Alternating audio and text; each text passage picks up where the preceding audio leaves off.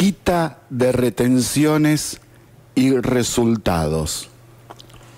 Un informe de la Bolsa de Comercio de Rosario muestra, en otro caso más, además de tantos otros, que desde que sacaron las retenciones se triplicaron los embarques de trigo.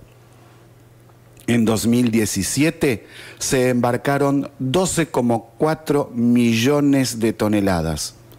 El año anterior, en el 2016, se habían embarcado 9,9 millones de toneladas. En el 2015, los barcos solo cargaron 4,2 millones de toneladas en los 30 puertos donde se embarcan granos para exportar. Por ejemplo, los puertos de Rosario y el Gran Rosario, San Nicolás, Ramallo, Villa Constitución, Zárate, Diamante, Quequén y Bahía Blanca, entre otros tantos, por supuesto. Y esto, a pesar de que el país sufrió graves problemas climáticos que tuvieron como consecuencia miles de hectáreas productivas inundadas, en otras sequía, en otras hubo grandes incendios, etc. Además, también se informó que se logró iniciar rotación de cultivos y no tener tantas tierras sembradas de soja año tras año, cuestión que degrada la tierra y la hace menos productiva. Es así que trigo y maíz pasaron de ser el 58% de las exportaciones en el año 2015 a ser el 73% durante el 2017.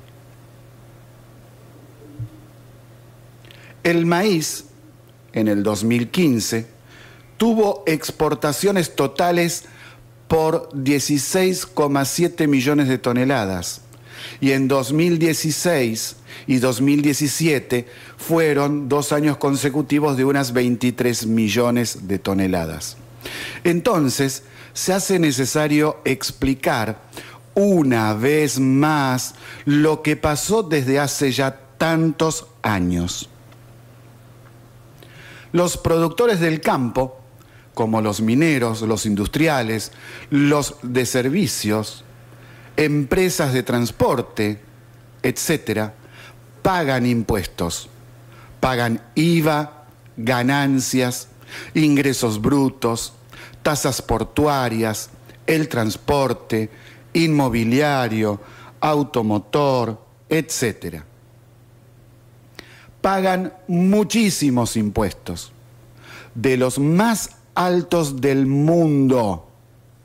Argentina es uno de los 5 países de todo el mundo que pagan mayor cantidad de impuestos. Por eso es que hay pocos que invierten en este país. Prefieren invertir en otros países donde pagan menos impuestos. Por la crisis que tuvimos en el 2001 y 2002, el presidente Eduardo Duhalde impuso las llamadas retenciones. Era un dinero que, además de los impuestos, los productores debían entregar al Estado y sin devolución de algún tipo. Entonces, digámoslo como corresponde. Las retenciones fueron un robo, porque impuestos ya pagaban y eso, llamado retenciones, es inconstitucional. No solo porque es dinero que se le quedaba el Estado sin ser impuestos, sino que no tenían ningún retorno al que le sacaban el dinero. Es lisa y llanamente una confiscación, y eso está prohibido por la Constitución Nacional. Además, por fallos judiciales y hasta de la Corte Suprema de Justicia, la carga impositiva total no debería superar el 33%. Pero eso no se cumple en ningún lugar del país. Cuando Macri, en diciembre del 2015, anuncia la quita de retenciones a varias actividades productivas y la baja en otras, los productores del campo se volcaron en su mayoría a la producción de trigo y maíz, al no tener más retenciones y así obtener menor riesgo de inversión por no tener más perspectivas de ganancias, por tener más perspectivas de obtener ganancias. Lo mismo pasó con las mineras, que estaban en una situación muy mala. En 2016 y 2017 aumentaron la producción por tener más dinero para hacer inversiones en maquinarias y tomaron más gente para trabajar. En el 2008, la presidenta Cristina Fernández quiso imponer mayores retenciones con la resolución 125. Esa que no fue aprobada en el Senado de la Nación con el voto no positivo de Cobos. Visto lo sucedido en estos años, desde el 2008, si se hubiese aprobado la resolución 125, la producción del campo se hubiese caído a niveles de escándalo y ahí sí, Venezuela habría tenido un país compañero en la falta de alimentos, en un país que, históricamente, fue productor de alimentos. Ahora, ¿por qué el Estado quiso quedarse con más y más dinero de la población? Aumentó los impuestos ya existentes, inventó nuevos impuestos, robó con las retenciones que ya no existen, pero siguen robando con las todavía existentes como a la soja, para recibir más dinero y así cubrir los gastos fiscales. Para eso. Pero tanto gastan que a pesar de tantos impuestos que pagamos, encima seguimos teniendo déficit fiscal. Es de esperar que el Estado Nacional termine con esa voracidad de robarle a los productores y trabajadores con los impuestos y también con la inflación, que es el peor de todos los impuestos existentes. En lo personal, estoy cansado de escuchar a determinadas personas repetir como lorito una y otra vez que todo lo tiene que pagar el Estado y que debe cobrar más impuestos a los privados. Esta gente tiene un toscano en cada oreja y son ciegos porque parece que nunca aprenden ni estudian cuestiones muy básicas de la ciencia económica. Señores, las empresas ya pagan impuestos y de los más altos del mundo. En este país pagan más impuestos que en la gran mayoría de los otros países del mundo. Cuantos más impuestos quieran cobrar, menos puestos de trabajo se van a crear o mantener de los ya existentes. Menos inversiones habrá y el Producto Bruto Interno no aumentará como debería hacerlo. Si las empresas no tienen ganancias, se funden, cierran y despiden gente. Baja la producción. Es algo que ya hace miles de años no se discute, salvo por los que ignoran estas cuestiones que son muy básicas. Se pudrió todo, está en Radio City 88.7 de la ciudad de San Nicolás de los Arroyos, provincia de Buenos Aires. Y así vamos entrando ya en esta hermosa tarde en el análisis y la difusión de determinada información que nos va a venir muy bien tener en cuenta para poder tomar nuestras propias decisiones después. Vamos a comenzar desde el punto de vista local con algunos anuncios que son importantes y que venimos dando desde el día lunes. Pero hoy agregamos otro más. A ver, la Secretaría de Salud Pública y Desarrollo Humano, dependiente de la Municipalidad de San Nicolás, informa que se está realizando el test de VIH confidencial y gratuito a través del servicio ProVIH-DA. El mismo se realiza el segundo y cuarto jueves de cada mes, de 9:30 a 12 horas en el Hospital de Zona Norte, y los días martes y jueves en el SEMPRE, cuya dirección es Pellegrini 111. El objetivo principal es favorecer y promover el testeo voluntario de las personas, ofreciendo la ayuda e información adecuada, considerando las particularidades de cada sujeto. Eso es lo que nos está informando la Municipalidad de San Nicolás. Y también la Municipalidad invita a la comunidad a sumarse a la celebración del Día Mundial del Síndrome de Down, el próximo sábado 24 de marzo, desde las 15:30 horas, en las escalinatas del Paseo Costanero. Repito, sábado 24 de marzo, desde las 15:30 horas, en las escalinatas del Paseo Costanero. Habrá juegos de kermés y shows para toda la familia, con payasos, magos, música en vivo, sorteos, regalos y más, mucho más. La entrada es libre y gratuita para todos aquellos que quieran acercarse. Otra de las informaciones es que desde el lunes pasado y hasta el viernes inclusive, habrá vacunación y castración para perritos y gatitos en el barrio Moreno. Los perros y gatos serán atendidos a partir de las 8 de la mañana. Si los dueños quieren acompañarlos, mejor todavía. También tendremos el próximo festival Pro Vida y Extendiendo Manos. Será el domingo 25 de marzo, desde las 14 en la Costanera Nueva. La actividad es realizada en el marco del Día de los Derechos del Niño por Nacer, que se festeja en todo el país cada 25 de marzo.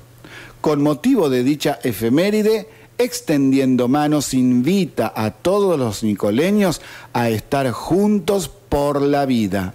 Entonces repetimos que será este domingo 25 de marzo, desde las 14 horas en la Costanera Nueva. Y finalmente, algo muy importante para la educación de todos los nicoleños. La Casa del Acuerdo nos invita a ver, a pasear por el hall de la biblioteca, donde se está realizando la muestra de libros que fueron prohibidos durante la última dictadura cívico-militar. La muestra comenzó el lunes pasado y sigue todos los días hasta el 25, inclusive desde las 9 de la mañana hasta las 17 horas de la tarde. Esto realmente es muy recomendable para poder informarnos o recordar qué cosa terrible ha sucedido con el tema de las bibliotecas y los libros durante la última dictadura. Pasamos a las noticias provinciales. Como adelantamos desde el lunes pasado en este programa, respecto de la presentación de declaraciones juradas que no hicieron 3.000 comisarios y que se iba a ampliar la cantidad de gente de la policía bonaerense que estaría obligada a presentar declaración jurada anual, ya se oficializó que desde este año 2018 unos 40.000 policías deberán hacerlo. Se ampliaron los cargos afectados a esta nueva normativa a oficiales, subinspectores y oficiales ayudantes, además de los comisarios que ya tenían obligación de hacerlas y que, como informamos el otro día, muchos se hicieron los remolones, todavía no la presentaron.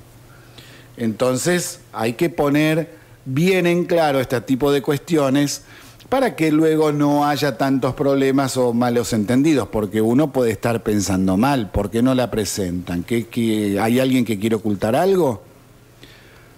Otra noticia es que, como venimos diciendo desde el año pasado, la gobernadora María Eugenia Vidal y Cambiemos quieren introducir reformas al sistema judicial de la provincia de Buenos Aires. Algunas de las propuestas son las siguientes: ampliar la actual estructura del Poder Judicial, creando juzgados, tribunales y cargos en el Ministerio Público y departamentos. También está el tema de sancionar un nuevo proyecto de ley orgánica del Poder Judicial de la provincia. Esto afecta, por ejemplo, o cambiaría algunas cuestiones que tienen que ver con terminar con vicios que se vienen arrastrando desde hace ya mucho tiempo. Por ejemplo, la cantidad de días que atienden, el horario en que atienden, el escalafón interno. Bueno, y esto genera resquemores tanto en algunas personas del Poder Judicial bonaerense como en políticos de la oposición. Entonces, parece que el problema en el Congreso de la provincia está muy agitado. El problemita este del Poder Judicial está muy agitado y se está calentando en vistas a las primeras reuniones que se realizarán para tratar estos temas, y justamente mañana, 22 de marzo, se da la primera reunión. En estos días, en La Plata, las negociaciones y las chicanas están a la orden del día. Algunos opositores están planteando incluso no presentarse a las sesiones legislativas en que tratarán estos temas.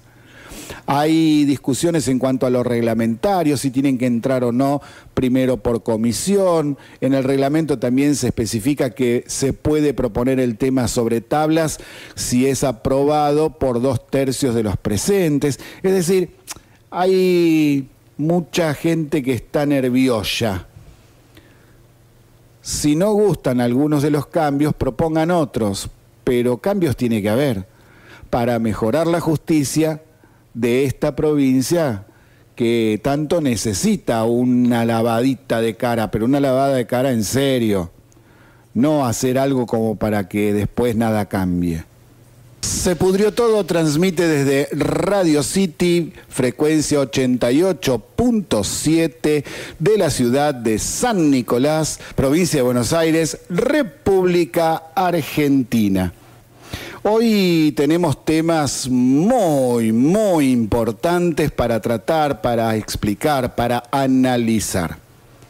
Y por ello vamos a ir viendo por distintos bloques, vamos a ir separándolos porque son densos. ¿Densos en qué sentido? En que tienen mucha información metida adentro. Hay que ir desglosándola, explicando qué es lo que está pasando y luego ver, bueno, vamos a analizar a ver qué es lo que está sucediendo. Es decir, que cada uno de estos mini bloques que vamos a ir armando hoy van a ir tratando determinados temas. Vamos a empezar con el Senado de la Nación. En el Senado hubo una gran discusión, Comisión de Asuntos Constitucionales. Es que se reunieron en la comisión para elegir a sus autoridades para este año 2018.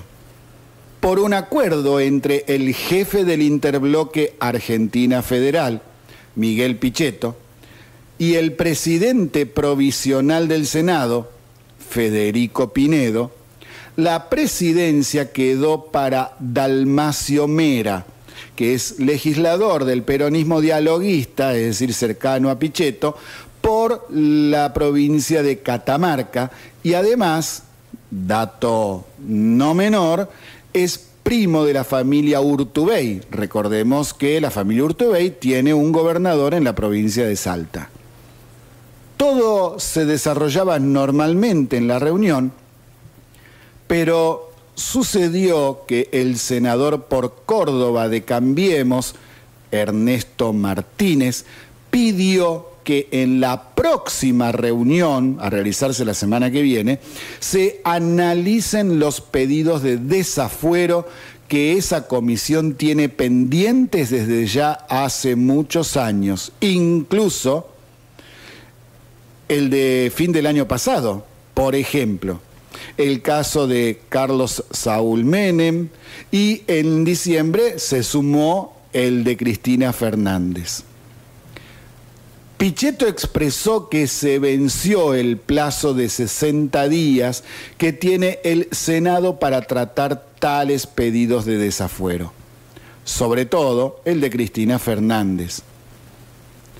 Paramos acá un momento para explicar lo siguiente. Según el reglamento de las comisiones en el Senado, cuando un juez hace un pedido de desafuero para un legislador, la Cámara tiene 60 días de plazo para tratar el tema y expedirse por sí o por no. Pasado ese tiempo, el pedido del juez cae.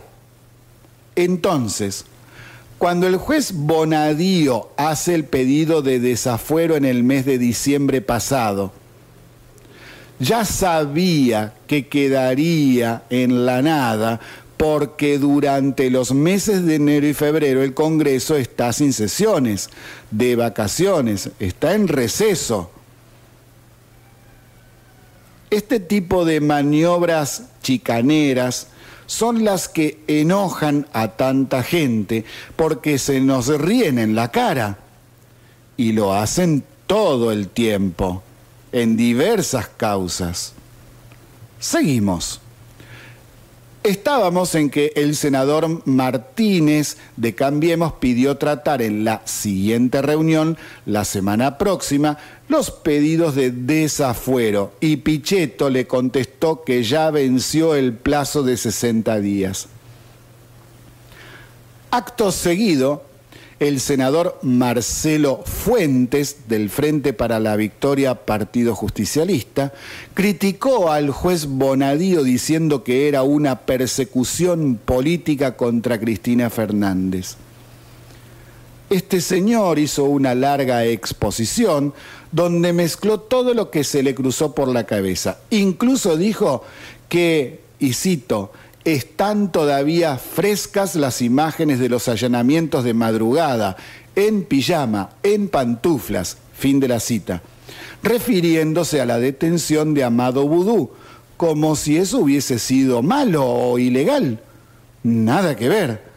Y también Fuentes dejó en claro que los legisladores como Pichetto tengan cuidado de tratar este tema, porque Bonadío todavía no avanzó sobre los legisladores que votaron a favor del memorándum con Irán.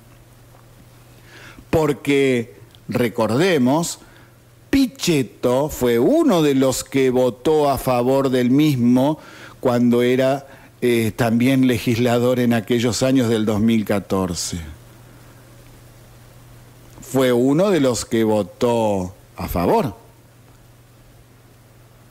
Es decir, los muchachos se chicanean, ponen palos en la rueda de la justicia para que no avancen las causas y hasta se amenazan solapadamente. Pichetto expresó seguidamente que le molestaba que no se cumplan las reglas pidiendo abrir un tema cuando la reunión solo era para elegir autoridades. Lo cierto es que no se pidió abrir un tema en esa reunión, sino tratarlo en la reunión siguiente, con las autoridades ya nombradas. Chicanas, si las hay cuando no existen argumentos válidos. Así, hicieron siempre estos muchachos para evadir lo que a ellos no les conviene. Se tapan unos a otros y sacan a relucir su porquería. Desde el oficialismo, Ángel Rosas y Luis Naidenov insistieron en avanzar con el tema.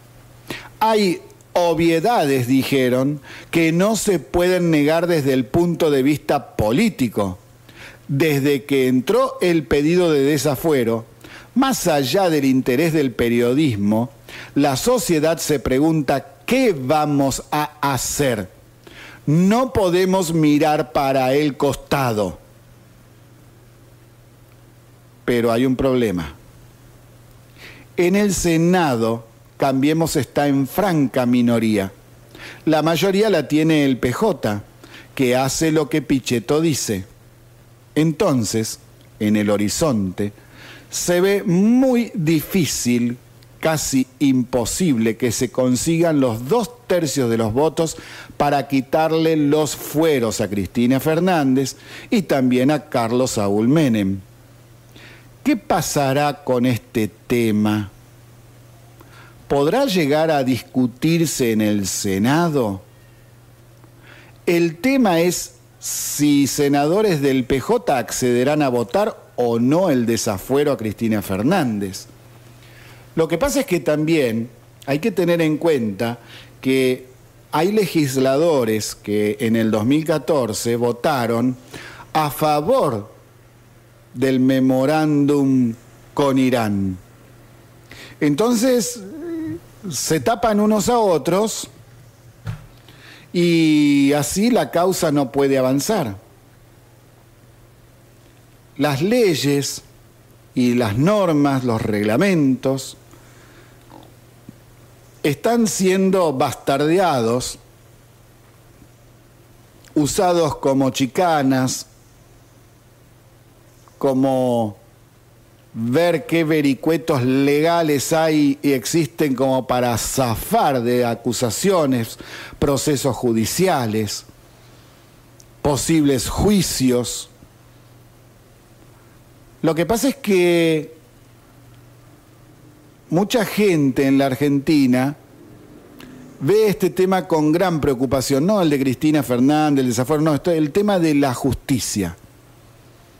Ya con la liberación de Cristóbal López y Fabián de Sousa, además de la liberación también de Vudú, es decir, más allá de que las causas van a seguir su curso, por más que estén en su casa, generan mucha bronca. Porque hay una cuestión que hay que tener en cuenta. Para que una república exista, se tiene que cumplir, por ejemplo, el que todos somos iguales ante la ley. Pero para que se cumpla eso, la ciudadanía y los funcionarios públicos deben respetar las leyes vigentes, las normativas vigentes, y no meterse a chicanear y a meter palos en la rueda permanentemente para parar las causas. Si quieren parar las causas, ¿qué pasa? ¿Saben que son culpables? Porque si uno estuviese perfectamente convencido de que no hizo nada malo y que obró de acuerdo a su leal saber y entender, y respetando las leyes vigentes, entonces ¿por qué mañana mismo no van y dan las explicaciones del caso ante el juez? ¿Qué pasa? Es algo tan simple. Entonces, en lo personal, cuando alguien está haciendo este tipo de maniobras, cuando se dilatan y dilatan y dilatan todo el tiempo, es porque ya prácticamente, para mí, son culpables. A confesión de parte, relevo de pruebas, dice el dicho. Lógicamente que no las vamos a poder relevar. Las pruebas hay que presentarlas. Bueno, ya fueron presentadas. Es más, muchas de ellas tomaron estado público en distintos programas de televisión, radio, diarios, hasta en las redes sociales, donde se han publicado los documentos oficiales que incluso los imputados negaron que las cosas eran de una determinada manera y bueno, y ya está probado que no, que eran de la otra. Entonces, en una república, cuando la justicia no actúa conforme a derecho, la república no existe, se degrada. La justicia, para entender de la mayoría de los politólogos, es la base fundamental del sistema republicano. Si la justicia no es buena, o hasta incluso si hasta desaparece y solo sirve para proteger a determinadas personas, en este caso políticos de un determinado partido, entonces la República deja de existir. Y el artículo 16 de la Constitución Nacional es tan bastardeado que queda desdibujado, no sé para qué está. El caso de Cristóbal López es terrible. Yo tengo acá una información después que más adelante les voy a dar, pero es el colmo del colmo. Ya vamos a hablar. Seguimos en Se Pudrió Todo y ahora vamos a tocar un tema muy importante y que enoja también a mucha gente. De distintos pensamientos también sucede esto. Vamos a ver qué es lo que está sucediendo. A ver, desde hace varios días hay un resurgir de intercambios sobre qué hacer respecto de las personas que están en prisión y por cuestiones de edad, más de 70 años, tendrán o no prisión domiciliaria. Pero la ley dice eso. Y además, si encima tiene serios problemas de salud. ¿Se entiende cuál es el tema? Hay una ley que permite a los mayores de 70 años seguir sus años de condena en su domicilio. Y si encima tiene problemas serios de salud, entonces con más razón todavía.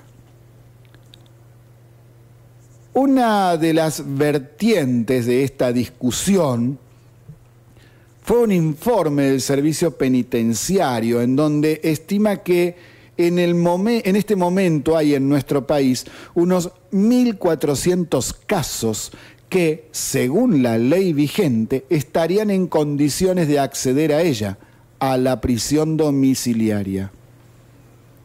Causó revuelo porque en esa lista hay criminales muy peligrosos. Incluso está Alfredo Astiz, uno de los genocidas de la última dictadura cívico-militar, que podría, por la situación en la que está, pedir la prisión domiciliaria, no solo por la edad, sino también porque tiene cáncer. Por otro lado, este tema ha sido discutido muchas veces por diferentes personajes provenientes de la justicia, el periodismo, la política y también de parte de los organismos de derechos humanos. Entonces, traemos declaraciones recientes, bien recientes, de dos personas muy reconocidas en nuestra sociedad que dicen cosas contrapuestas, pero ambos tienen razón. ¿Cómo puede ser? ¿Cómo?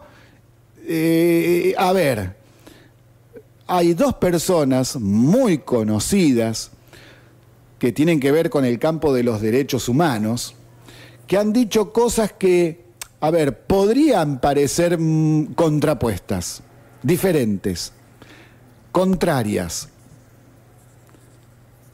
pero si uno presta atención a una y a otra y la empieza a pensar, podrá ver perfectamente bien que razón tienen. ¿Y cómo puede ser esto?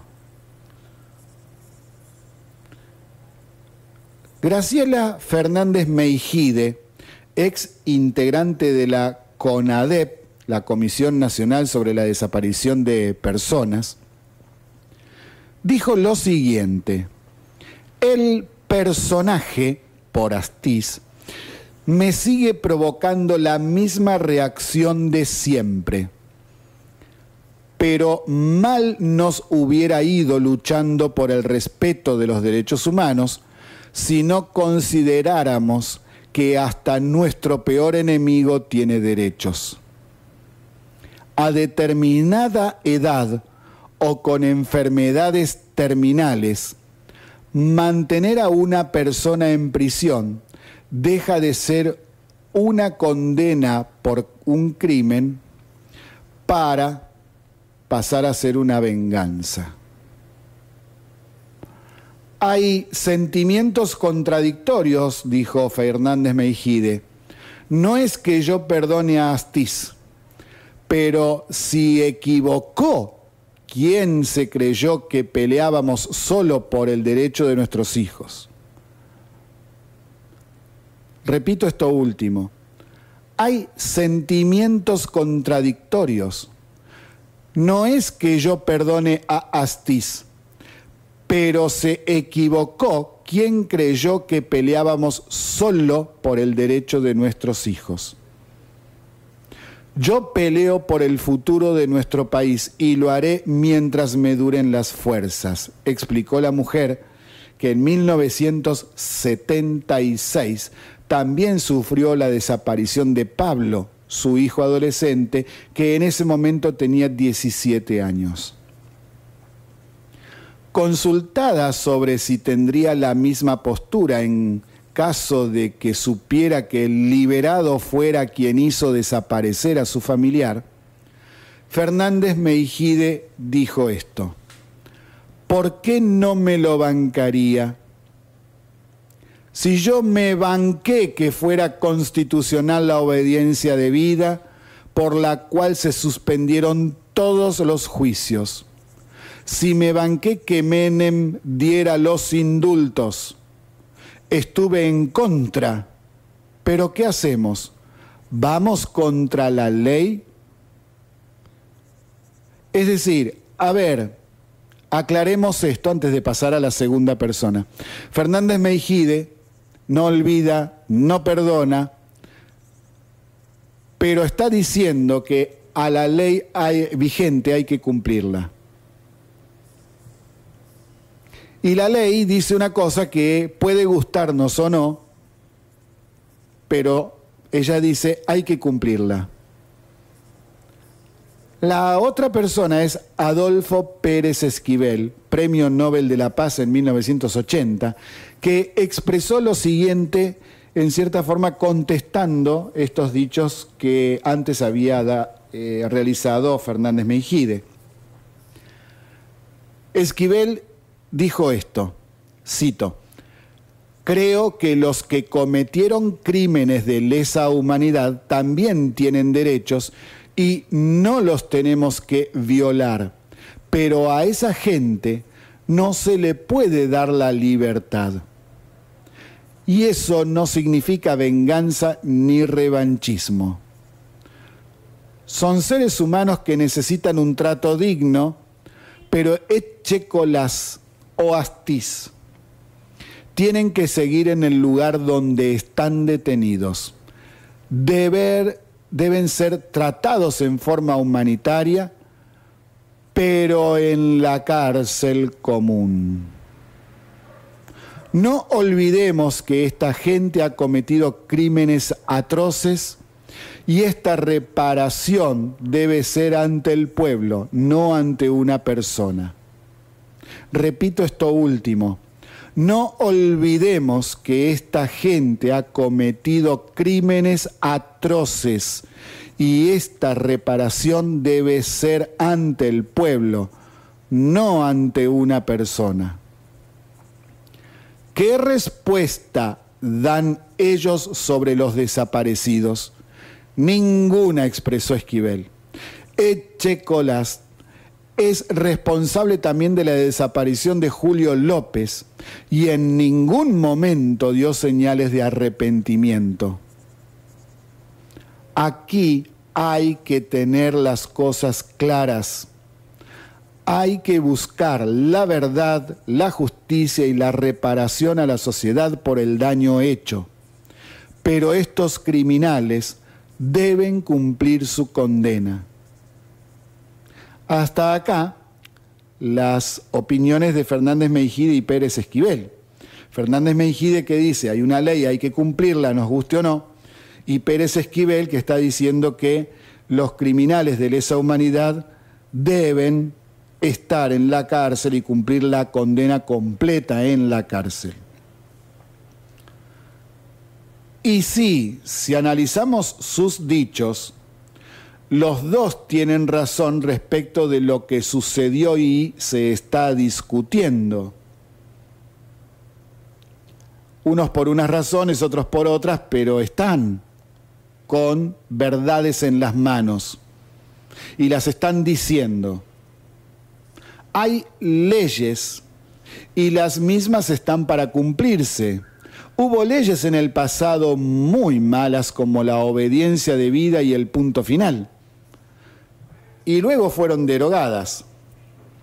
Es decir, según lo que estoy viendo, en forma personal lo digo esto, pregunto, ¿se tratará en el Congreso de la Nación una reformulación sobre lo que establece la ley sobre la prisión domiciliaria en casos de crímenes de lesa humanidad y hasta de alta peligrosidad como asesinos seriales?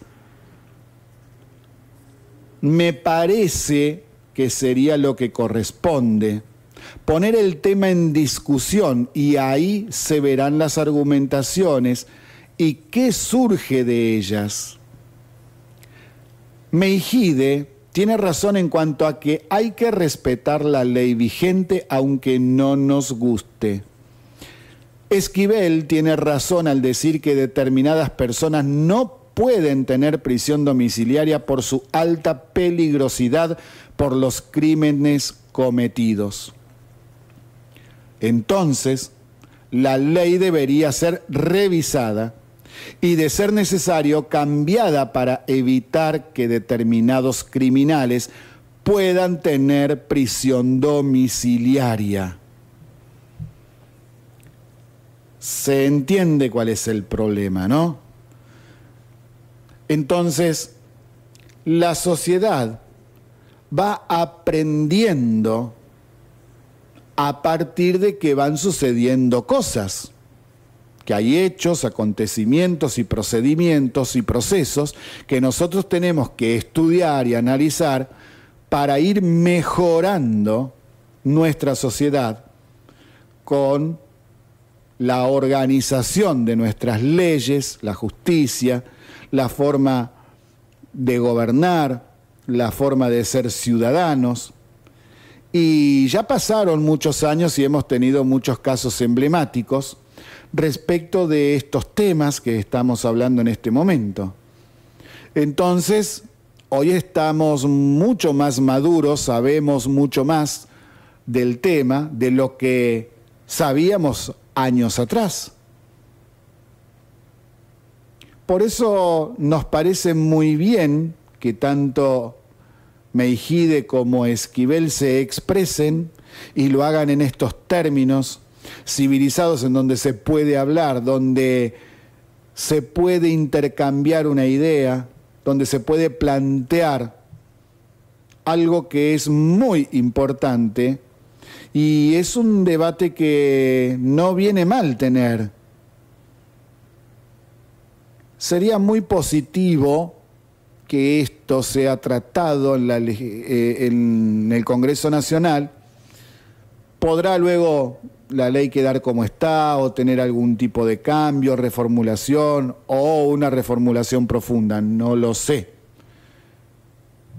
Pero son cuestiones que no pueden quedar al azar, más sí, deja que pase, no porque son temas realmente muy importantes y que se hace necesario tener siempre en claro.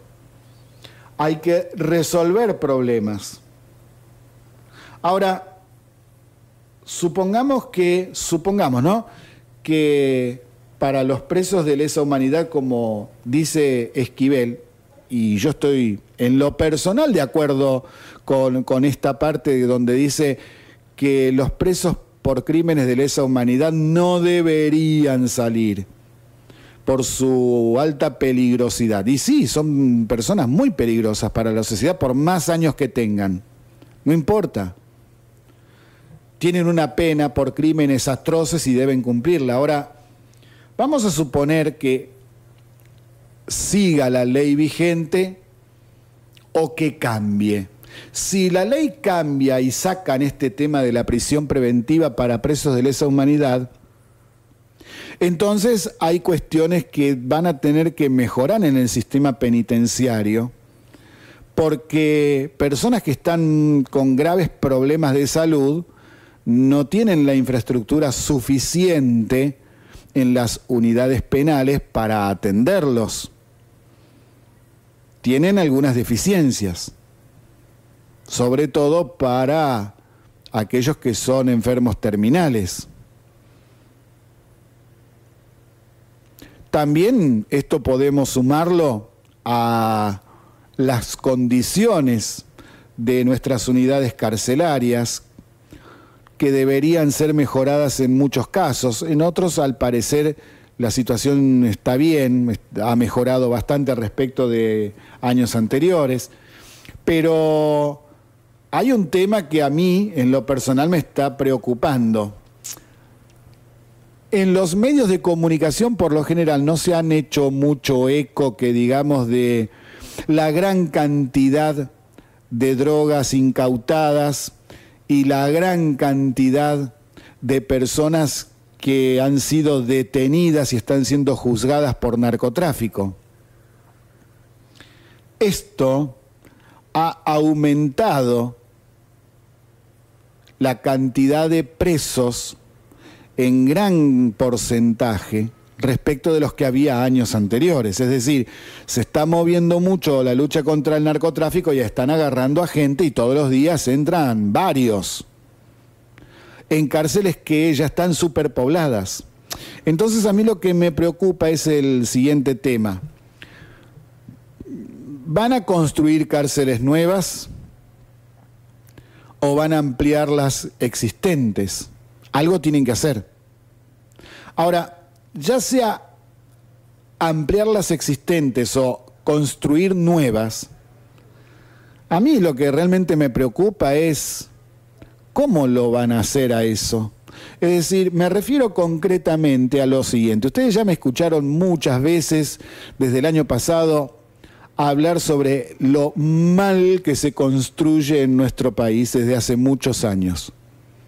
Con esos ladrillos huecos puestos de canto, que hasta ni columnas o columnitas de miércoles que le ponen ahí, partidas al medio, de 10 centímetros de ancho. No. A ver, si vas a construir una cárcel, no podés ponerle ladrillo hueco puesto de canto y una sola hilera. Papá, por favor. ¿Hace falta aclarar esto? Sin embargo, me han llegado, y tengo que seguir constatando y buscando más información, que en una de las obras de ampliación y en una de las cárceles que supongo están haciendo, porque la obra es de ahí, de un lugar que yo por ahora me resguardo la información, me la guardo, estarían haciéndolo con ladrillo de canto, ladrillo hueco puesto de canto. ¿Saben cuánto va a durar la gente ahí si se quiere escapar? ¿Cuánto? A ver, 5 minutos, mucho, ¿no?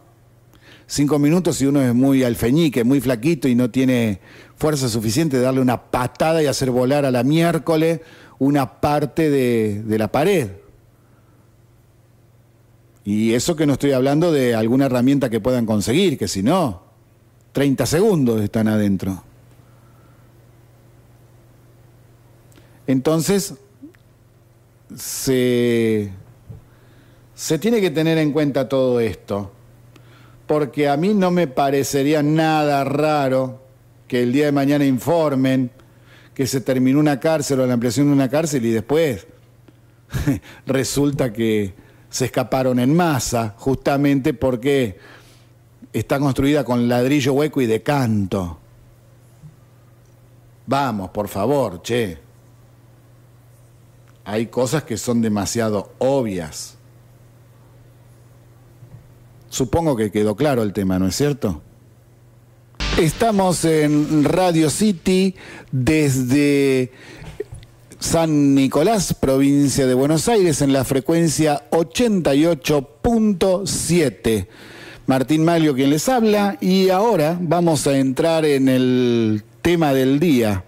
Bueno, uno de los tantos temas del día, que es el que empezaron a darse a conocer, ya se publicaron y el presidente Mauricio Macri lo presentó esta mañana, y me estoy refiriendo a los resultados de la evaluación llamada Aprender 2017.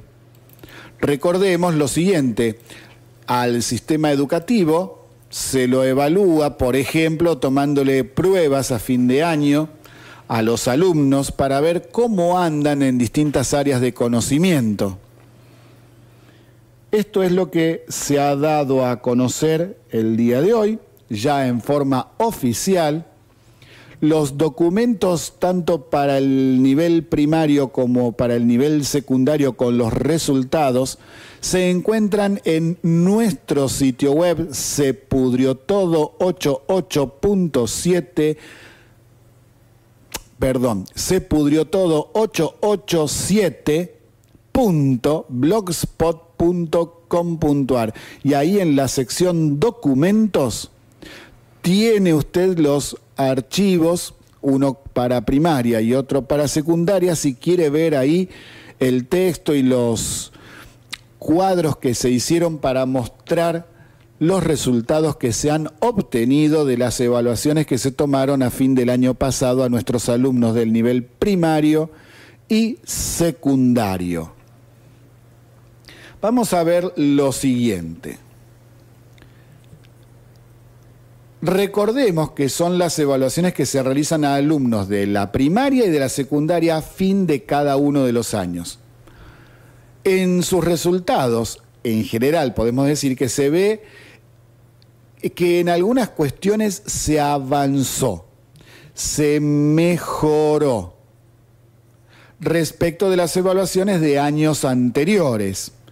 Y en otras áreas seguimos prácticamente igual, con los mismos problemas. Es decir, todavía estamos lejos del ideal a alcanzar, pero hemos mejorado respecto de los resultados obtenidos en evaluaciones tanto nacionales como internacionales realizadas en años anteriores. Entonces veamos algunas cuestiones. Si vamos a hablar del nivel primario, se ve una mejora en ciencias sociales y también en ciencias naturales. No mucha, pero que es significativa en el proceso de crisis que estamos teniendo en nuestro país con respecto de la educación. Es decir, dejamos de caer. Tampoco seguimos iguales. Estuvimos remontando ahí en primaria con ciencias sociales y ciencias naturales, obteniéndose mejores resultados que los que tuvimos en años anteriores. Estamos en claro acá. Ahora vamos en general al nivel secundario. En el nivel secundario se mejoró en la comprensión de textos. Es decir, se mejoró en lengua, se obtuvieron mejores resultados en el 2017 que en años anteriores. En matemática, los resultados fueron malos. No remontaron lo que uno podría pensar, bueno, estamos mejorando. No, sigue siendo malo. Por ejemplo, solo 4 de cada 10 alumnos que terminan el secundario reconocen solamente conceptos numéricos básicos estando ya en el último año de la secundaria. Es decir, 4 de cada 10 que terminan el secundario pueden resolver problemas muy simples de nivel primario. Sí, estamos mal, ¿no es cierto? En este tema sobre todo. Ahora, también si vamos a hablar en general, primario, secundario, todo junto, según la muestra, el relevamiento, crecer en un contexto de vulnerabilidad social y trabajar durante el periodo escolar son factores determinantes que complican el rendimiento en el aula de los chicos. Es decir, si hay chicos que están en la pobreza y hasta incluso en la marginalidad, o estando o no estando en esa situación, puede ser en los sectores sociales medios, pero que tiene que salir a trabajar para ayudar en la casa con el dinero, entonces tiene un menor rendimiento en el aula que sus otros compañeros que no tienen que hacerlo. Y eso es lógico. Tiene menos tiempo para dedicarle a la escuela, ya sea para hacer tareas como para ir incluso a clases. Ahora, si nosotros vamos a ir observando las tablas en donde muestran los resultados, nos vamos a encontrar con cosas que nos pueden levantar el ánimo y otras que no. Pero en general sí tienen que levantar el ánimo porque los resultados son significativamente mejores que años anteriores. Vamos a ver un ejemplo.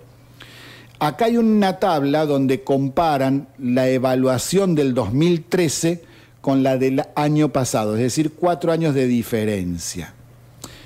En el nivel primario, en ciencias sociales, el nivel avanzado en el 2013 era del 16% y ahora en el 2017 es del 19%. Es decir, se avanzó y mucho en el nivel más avanzado. El nivel primario en ciencias sociales es el nivel satisfactorio, en donde uno puede decir, bueno, está bien, bueno. El nivel de los que estaban más o menos bien andaba alrededor del 43% en el 2013 y ahora está en el 46%. Se avanzó, aunque no mucho. Pero sí hay bajas en cuanto a la cantidad de chicos que tienen un nivel en ciencias sociales básico o por abajo del básico. Es decir, hay menos chicos que tienen malos resultados. En el 2013, los que tenían un nivel básico era del 27% y ahora es del 21%, mejoramos un 6% ahí. Y en el 2013, los que tenían un nivel malo en ciencias sociales era del 17% y ahora es del 13%. Es decir, ahí mejoramos 4 puntos. Esto mismo trasladado a ciencias naturales nos dice lo siguiente. Los alumnos avanzados en ciencias naturales del nivel primario en el 2013 eran del 15,2% y en el 2017 eran del 28,6%. Del 15,2 saltamos al 28,6. Este es el resultado más significativo, el cambio más significativo de todos los que nos muestran esta evaluación. Se ha mejorado mucho en ciencias naturales. Les doy otros resultados, por ejemplo, en el nivel satisfactorio, es decir, los alumnos que están bien en ciencias naturales, no cambió mucho en estos 4 años porque en el 2013 estaba en 38% y ahora está en el 38,9%, es decir, un 1% mejor estaríamos. Es un resultado que no cambia mucho. Lo que sí bajó es el nivel básico que teníamos en el 2013 en ciencias naturales, era del 23% y ahora cayó al 19%. Y por debajo del nivel básico, en ciencias naturales estábamos en el 20,5% en 2013 y ahora estamos en el 13,1% en el 2017. Es decir, estuvimos mejorando, nuestros chicos mejoraron, nuestros docentes mejoraron un poco. En algunos casos bastante, como vimos en primaria de ciencias naturales, se obtuvieron cambios que son significativos. No son todo lo que nosotros quisiéramos, pero ante la caída que estábamos teniendo año tras año, cada año peor que el otro, cada evaluación peor que la anterior, ahora no estamos peor que la anterior, sino que estamos mejor. Pasando al nivel secundario, acá estoy viendo una tabla de lengua, por ejemplo. El nivel avanzado de lengua en el 2013 era del 11% y ahora es del 9,4%. La diferencia es en contra acá. Y es justamente lo que les decía al principio. En lengua, nivel secundario, no andamos nada bien. No obstante esto, hubo alguna mejora. ¿Por qué? Porque en la evaluación, de lengua en el nivel avanzado, en el 2013 nos dio 11% de chicos, que estaban bárbaros. En el 2016 nos muestran en el gráfico 9,4%. Y en el 2017 salta al 17,1%. Se mejoró también. Pero ahí viene la discusión, que es en el nivel satisfactorio. Ese que dice, bueno, está bien.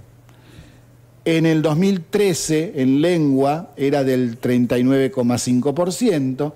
En el 2016 era del 44,2%. Y en el 2017, 45,4%. Es decir, fue aumentando un poco cada evaluación, pero no lo suficiente que debería estar aumentando, porque todavía tenemos muchos chicos que terminan el secundario y no saben interpretar un texto simple. No obstante, los datos obtenidos dicen que está mejorando algo. En lengua se mejoró. Porque, por ejemplo, los alumnos que están con el nivel básico terminando el secundario con un nivel básico en lengua, sigue más o menos estable. En el 2013 era del 21%, en el 2016 del 23% y ahora anda en el 19%. Está ahí. Lo que sí bajó es el nivel que está por debajo del básico. En el 2013 era del 28,5%, en el 2016 bajó la cantidad de chicos que tenían un muy mal desempeño al 23% y ahora bajó al 18%. Es decir, estamos mejorando en lengua. El problema mayor que se ve es en matemática, donde en el nivel secundario parece que no hay una mejora que se pueda estar viendo realmente. Por ejemplo, siguen prácticamente igual los niveles de un alumno que termina el nivel secundario en matemática como básico o por debajo del básico, y yo acá estoy sumando, es de prácticamente el 70%, 69% más o menos. Es decir, el 69% de nuestros alumnos que terminan el nivel secundario tienen un mal desempeño en matemática. Un desempeño aceptable, satisfactorio, dice acá, más o menos como que se la rebusca bastante, anda en el 27%. Y esto no tuvo cambio desde las evaluaciones anteriores. Y los que tienen un nivel avanzado han ido cayendo. Es decir, por esto no tenemos también mucha perspectiva de mejora. Estamos con un problema grave acá, porque en el 2013 los alumnos que terminaban el secundario en matemática a nivel avanzado eran del 7,4%, en el 2016 bajó a 5,2% y en el 2017 bajó aún más al 4,2%. Está bien, entre 5,2 y 4,2 no hay mucha diferencia, puede ser que está dentro de los errores que puede haber en cuanto a la muestra obtenida, pero no se ve una clara mejora como se ve, por ejemplo, en lengua. Y los chicos que tienen que trabajar dentro de casa o fuera de casa, es decir, trabajar, donde algunas horas del día a contraturno de cuando tienen que ir a la escuela tienen que cumplir con alguna función laboral, tienen un desempeño que deja mucho que desear. Es peor el desempeño de estos chicos que tienen que trabajar que aquellos chicos que no tienen la necesidad de salir a trabajar o que no tienen la forma de salir a trabajar. Tanto en matemática como en lengua, porque se midió esto y bueno, los resultados no son alentadores. A ver, a esto lo supimos siempre. No es que esto es una novedad. Nada más que para dejar bien en claro, porque después ando escuchando cada cosa, para dejar bien en claro, hay que tener conciencia de que este tema existe. Entonces, muchas veces vemos como una noticia muy alentadora, ejemplificadora, que un chico que hace sacrificios impresionantes para poder terminar la escuela, porque trabaja, porque tiene que ayudar a la mamá, porque, bueno, todo eso deberían no existir.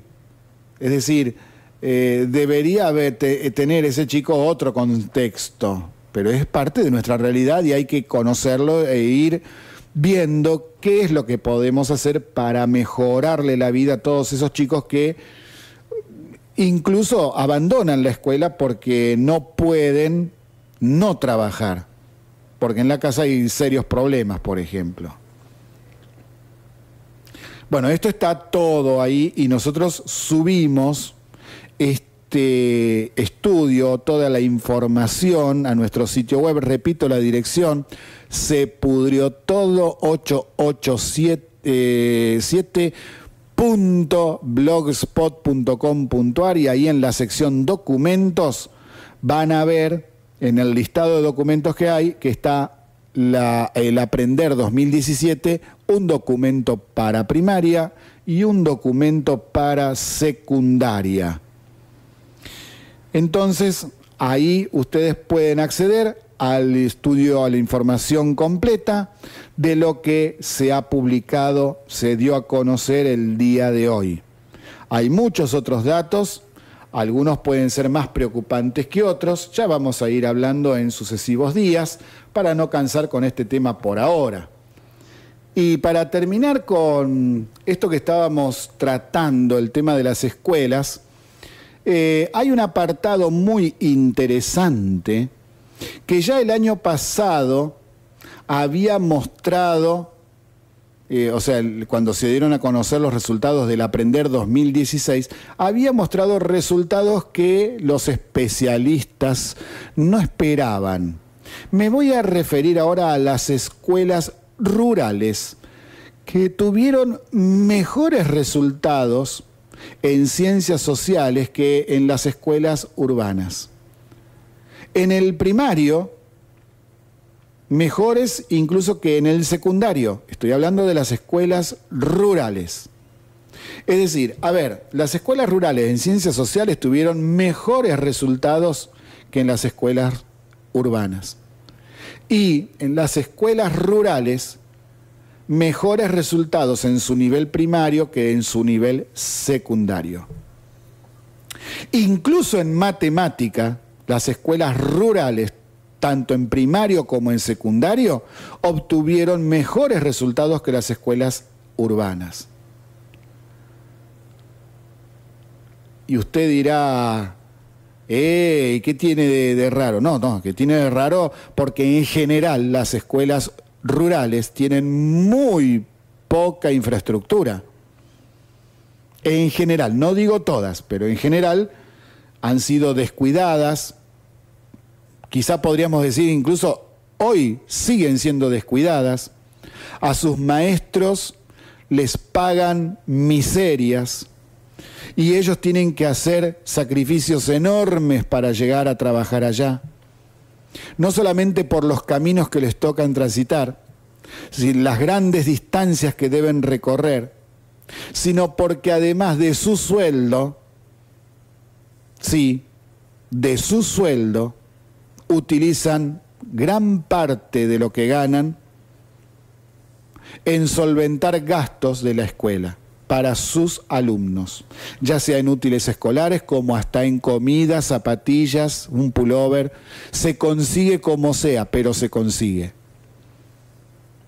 Y entonces yo acá me animo a dar, de acuerdo a mi leal saber y entender, que los mejores resultados en las escuelas rurales se dan principalmente porque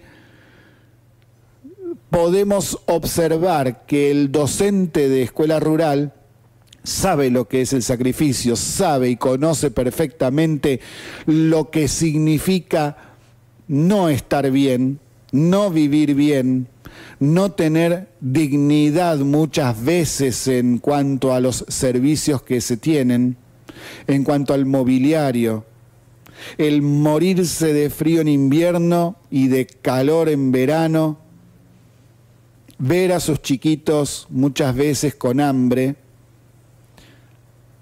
y esto genera un compromiso con la educación, con su escuela y con sus alumnos, que es diferente al de otras realidades. Y acá me voy a meter también en otro tema que es pesado, que tiene que ver con los sentimientos. Un docente que comparte esas realidades con sus alumnos va generando, queriendo o sin querer, afinidades, acercamientos y sentimientos que no se dan normalmente en una escuela donde las necesidades no son de esa magnitud. Entonces, tendríamos que volver a plantear un tema que causa escozor en mucha gente en los últimos años en nuestro país y que tiene que ver con el sentimiento amoroso del docente hacia el alumno y del alumno hacia el docente. En mi época, a nadie se le ocurría decir algo diferente a esto. La maestra es la segunda mamá. Hoy, por favor, que no se le acerque una maestra a un alumno y que lo mire medio malo, medio torcido, porque ya le meten un juicio. Ni hablar si llega a levantarle la voz. Hoy se judicializa todo. Hoy todo es cuestión de hacerle juicio a otro, porque me miró mal. Ni hablar si le dio un chirlo. Ya ahí directamente cadena perpetua para la maestra. Es más, las maestras jardineras tienen serias restricciones que años atrás no tenían para solucionar el tema de sus chiquitos cuando quieren ir al baño. Es más, me he enterado que en algunas escuelas hasta se niegan a limpiarles la cola para que después no digan que hubo abuso. Por favor.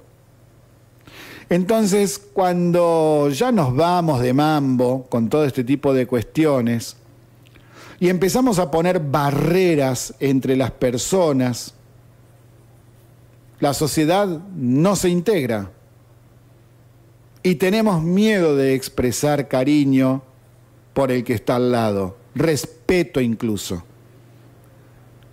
Las maestras, históricamente, hasta hace unos años atrás, No tenían ningún recelo en darle un beso a cada uno de sus alumnos cuando comenzaba el día y otro más cuando se retiraban a sus casas. Una caricia en la cabeza, una caricia amorosa en el cachete, en la cara, para consolar o para felicitar. Ese tipo de cosas, lamentablemente, se han perdido. Y claro, el docente tiene miedo de comprometerse. Otros directamente ni toman en cuenta comprometerse porque como están en una escuela un mes y quizá renuncie ahí y después se vaya a otra. Entonces no hay una relación directa y amorosa entre maestro y alumno. Y esto influyó muchísimo en la caída educativa. Porque si no hay empatía, y ya lo decían los griegos hace más de 2500 años, si no hay empatía, acercamiento entre maestro y alumno, es muy difícil que se produzcan aprendizajes en serio. La paranoia que tenemos en nuestro país, o gente que por avivadas busca cualquier excusa con tal de hacerle un juicio y sacarle plata al otro, como ha sucedido tantas veces con docentes y hasta directores de escuela que se tuvieron que comer un juicio por cuestiones que realmente no tienen sentido. Ya algún día podemos repetirlo, ya el año pasado decíamos algo de esto. Entonces, acá en los resultados de las escuelas rurales, acá hay una realidad y no se puede seguir negando. No se puede seguir mirando para otro lado. Las escuelas rurales deben ser apoyadas con mayor fuerza por toda la sociedad, gobierno y toda la sociedad. Y cualquier gobierno, no importa quién gobierne, porque en las provincias gobiernan de distintos partidos políticos al de el gobierno nacional. No importa quién esté al mando del poder ejecutivo, quiénes estén en el poder legislativo, tienen que ponerle ganas. Y además, terminar con esta cultura del juicio, con esta cultura del me recibo de maestra y jodo a los demás, pido licencia, me voy de una escuela a la otra, no me comprometo con los chicos ni con nadie, porque sos una maestra o un docente sin vocación. Dedícate a otra cosa, nena, nene. La educación es otra cosa, no es un trabajo. Y al que no le gusta lo que digo, bueno, escríbamelo y yo lo repito acá en el programa, yo no tengo problema. Si ya sé que hay distintas opiniones y las respeto, pero en educación, ojo, ojo, en educación. La educación es un tema muy, muy importante como para no tener en cuenta que los sentimientos siempre están presentes. Un docente que no ama a sus alumnos, que no ama a su trabajo, debe ya mismo plantearse el buscar otro tipo de trabajo.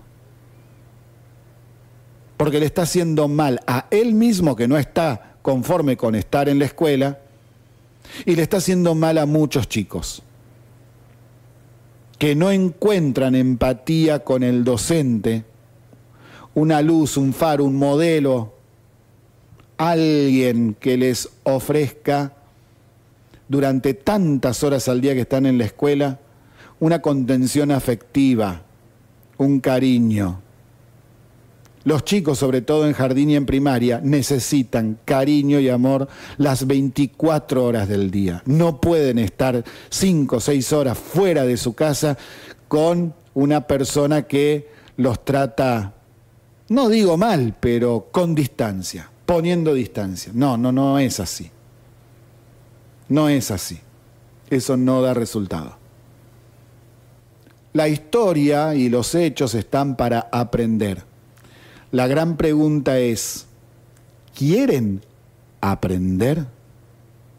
Estamos en Se Pudrió Todo, transmitiendo desde Radio City en la frecuencia de 88.7 desde la ciudad de San Nicolás de los Arroyos, provincia de Buenos Aires, República Argentina.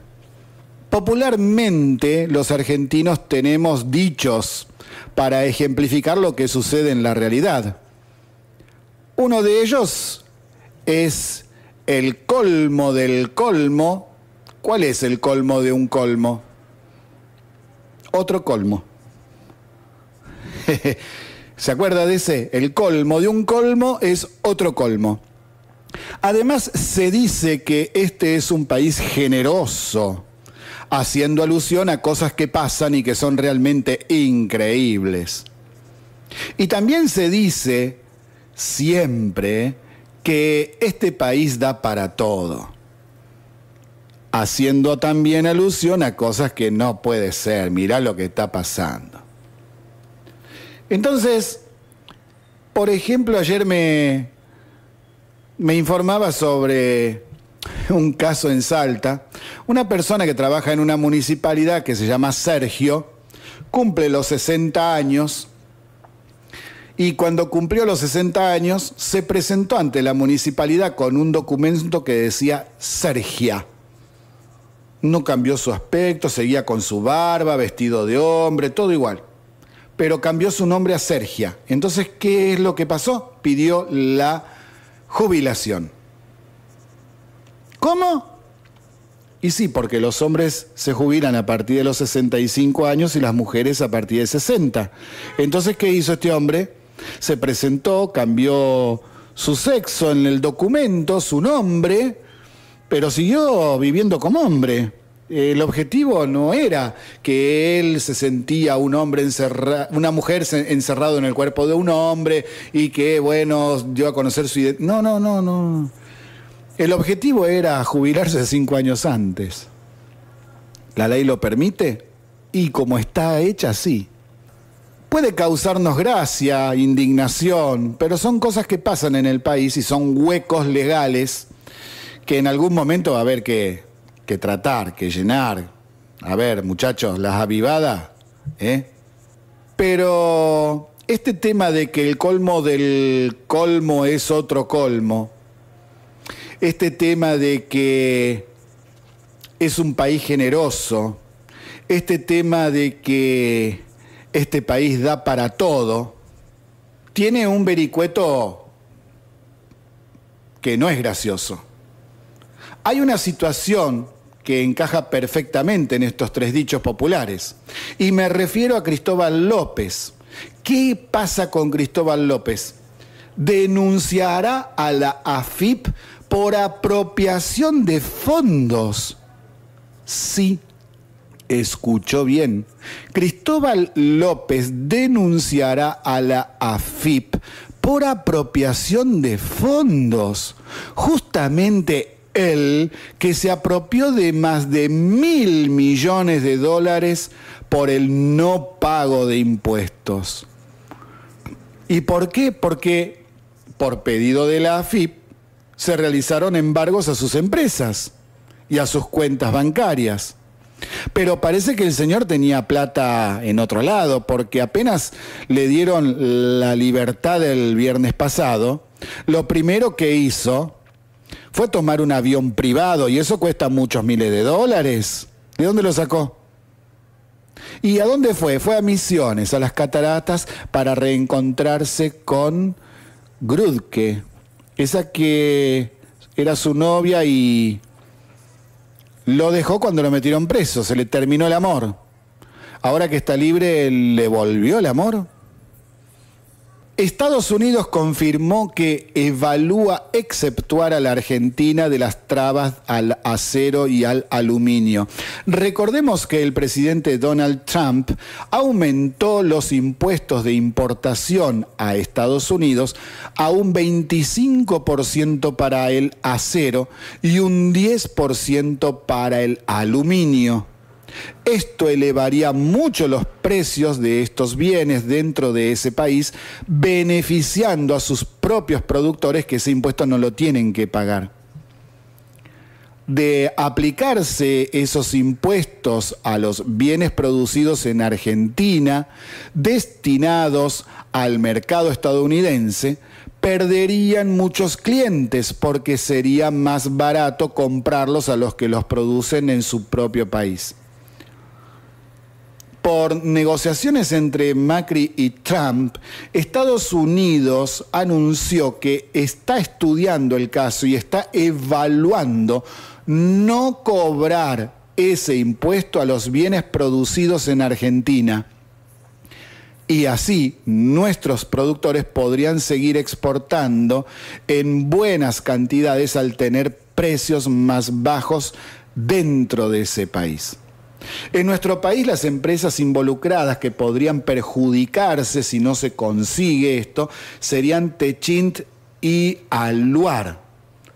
Y espero que se logre, porque si no, la producción de estas dos empresas se va a ver muy afectada, las ganancias también. Y bueno, ya sabemos lo que pasa siempre, ¿no es cierto? Queda gente en la calle o no toman más gente que podrían tomar si ampliaran la producción. Y antes de irnos, vamos a dar una noticia de América Latina que tiene que ver con algo que ya hace mucho tiempo que nos estamos informando, que tiene que ver con Odebrecht. Bueno, sucede que su presidente, el presidente de Perú, Pedro Pablo Kuczynski, acaba de renunciar a la presidencia de Perú después de haber sido acusado de comprar votos para evitar su destitución cuando se planteó su juicio político en su Congreso, en el Congreso del Perú. El mandatario coronó así meses de turbulencia política y financiera en una de las economías de mayor expansión en América Latina. Recordemos que Kuczynski está acusado de haber recibido coimas por parte de la empresa brasileña Odebrecht. En este escenario que se presenta en América Latina, Kuczynski presenta la renuncia y ¿esto significa que no le siguen el juicio? No, sí, le siguen el juicio, le harán un juicio, pero no puede sostenerse más en el poder. Y justamente en un país en donde la economía venía bastante bien en cuanto al desarrollo del país, justamente por algunas políticas iniciadas por él, que eso no justifica que no se le haga un juicio por corrupción. Por supuesto que debe hacérsele. Y bueno, después se probará su culpabilidad o su inocencia. Ahora, si hablamos de lo que sucede con respecto al ámbito judicial, hoy vamos a terminar con una noticia nueva, última, de esta tarde. Resulta que Mauricio Macri confirmó que propondrá a Inés Weinberg de Roca como nueva Procuradora General de la Nación, es decir, en reemplazo de Gilles Carbó. El presidente confirmó que propondrá a Inés Weinberg de Roca como Procuradora de la Nación. Si bien el nombre de la jueza integrante del Tribunal Superior de Justicia porteño estaba fuera de las listas de candidatos de Comodoro Pi, fue tomando fuerza con el paso de los meses. En 2009 fue elegida juez del Tribunal de Apelaciones de las Naciones Unidas e integró el Tribunal Penal Internacional de Ruanda, que juzga el genocidio de la mayoría étnica Hutu contra el pueblo Tutsi. En la asunción presidencial de Macri, Weinberg de Roca participó de la ceremonia para juristas y embajadores en el Palacio San Martín. Luego también en la gala del Teatro Colón. Bueno, ahora tendrá que seguir los pasos legales para ver en qué quedamos respecto de este tema. Muchas gracias y mañana nos volvemos a ver acá en Se Pudrió Todo.